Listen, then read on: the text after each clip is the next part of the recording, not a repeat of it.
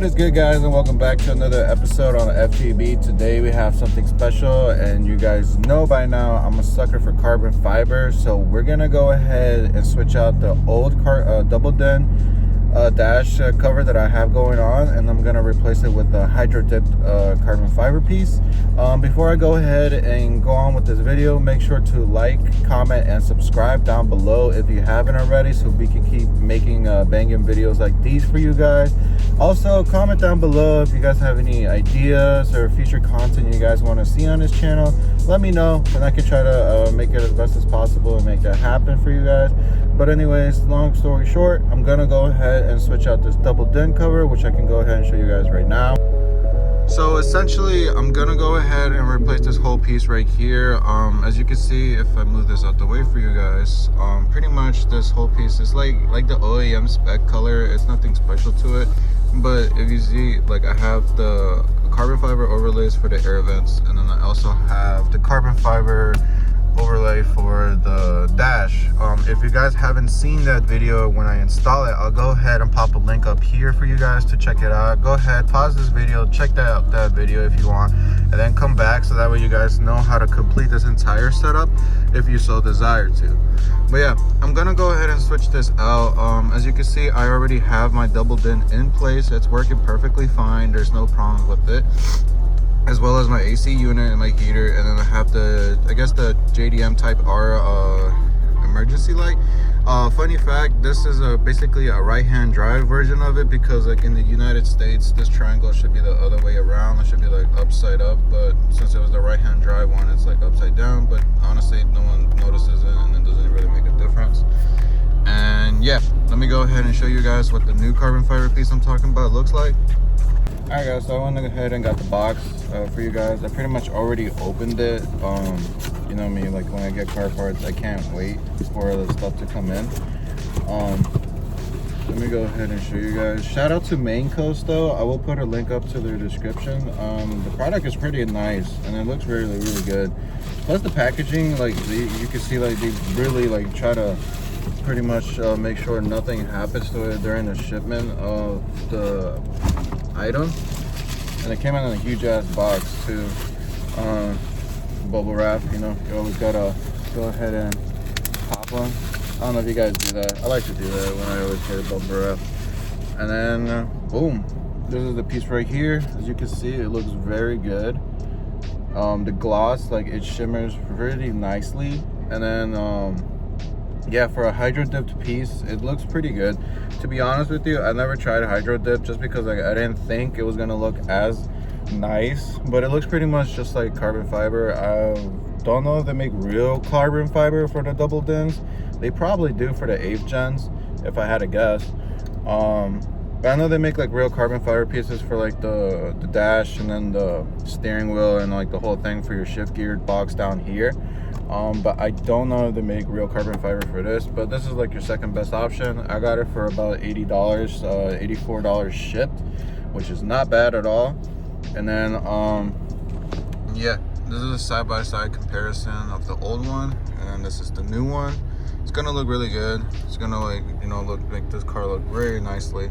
But yeah, let's go ahead and install this. I'll show you guys a step-by-step guide of how to take this off and disconnect everything if you already have it.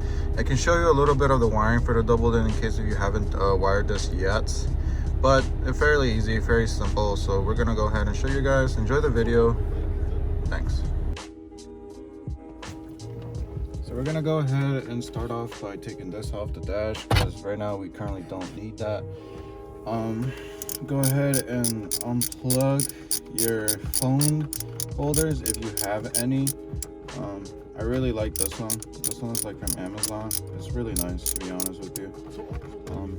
Yeah, because like once you put your phone in, it goes back up. But yeah, that's besides the point. So we're gonna go ahead. I have a dash cover. I'm just gonna move it to the side a little bit. Honestly, I'll just take it off for now. Pretty much, dash covers are nice because it prevents like things from overheating to the top right here. and it also protects your dash from the sun rays, which can over time lead to cracks, just like a 240. But that's obviously, they're prone to do that. So I've taken the dash off countless times. Essentially, the best correct way to do this is by taking off this dash over here first.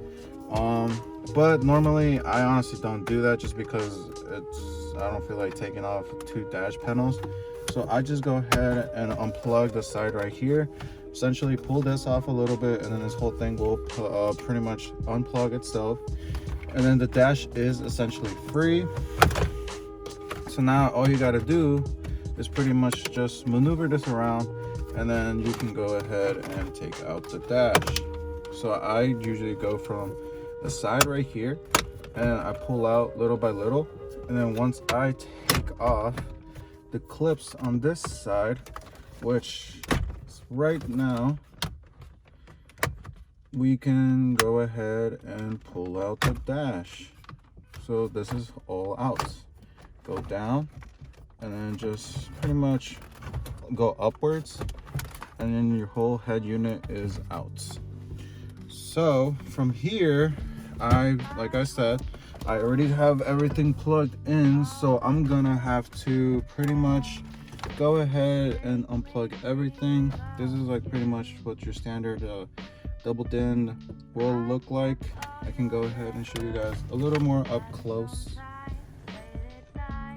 So up close, you're pretty much just gonna have all this wiring. Don't be afraid. If you've never done this and you got it professionally installed by somebody else, you can honestly just unplug these things and there's no harm to it. But you're gonna have to pretty much unplug this right here, which is your passenger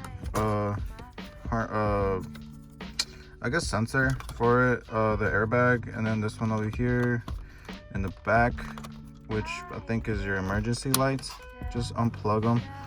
They have, if you don't know how to unplug it, just look at it carefully, but they have a switch right here, which you pull down, you push down, my bad, and then you pull out. That pretty much goes right here and right here.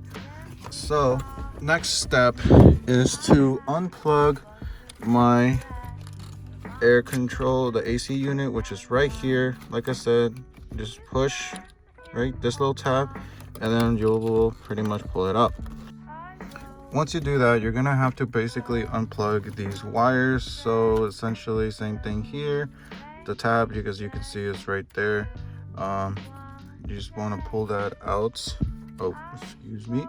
Tab is right here, so pull it out. And then you also got this last big one. This one is the one that's mainly used for your unit. Gonna go ahead and pull that tab and just pull it out. So now once you have everything unplugged from the main unit right there, you're gonna have to go ahead and unplug everything from your actual double din. So this is your radio cord, and then this is gonna be your aux cord that's right here. Just unplug the things, don't worry, we're plugging them back in. We're not doing any wiring, simple, just easy. This goes for your charging port for your Apple CarPlay, if you have that, and then this one, I'm not sure, I think that's the aux. And then this is the main power unit for your radio. So just go ahead and unplug that bad boy, and then boom, just like that, all your wiring is right here. Like I said, don't be afraid, so much wiring right there. It's like tucked and hidden back. We're just gonna connect all that stuff back. We're just switching out the din, and then this is pretty much like everything that you need. So pretty much your whole head unit is just gonna be like this. So now the next step essentially is to unscrew all these bolts and then transfer these onto the hydro dipped one over there, and the unit as well. Fairly easy, fairly simple. It's an easy install that you can do yourself. So let's go ahead and take out all these bolts, and let's go ahead and transfer the vents and the unit and everything else towards over there.